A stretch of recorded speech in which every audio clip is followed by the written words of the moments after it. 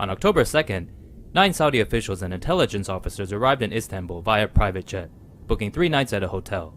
Around 12:13, vehicles allegedly carrying some of the agents arrived outside the Saudi consulate. Jamal Khashoggi entered the consulate at 1:14 p.m. after leaving his 2 phones with his fiancée, telling her to get help if he didn't come back out. A Turkish source told the Middle East Eye that shortly after Khashoggi was led into the consul general's room, 2 Saudi agents entered and dragged him out. The 59-year-old was taken into another room and later killed. His body was then dismembered with a bone saw in a 3rd room.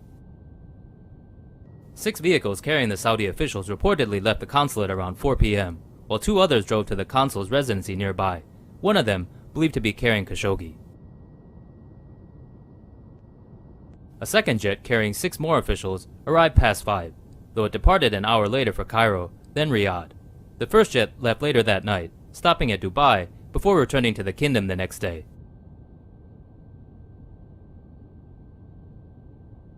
His fiancée waited outside the consulate until 1 a.m., but never saw Khashoggi emerge. She returned again the following day when he still hadn't reappeared. Turkish newspaper Sabah claims Khashoggi's Apple Watch recorded his ordeal inside the consulate and sent it to his phone and iCloud, though many have questioned whether this is technically feasible.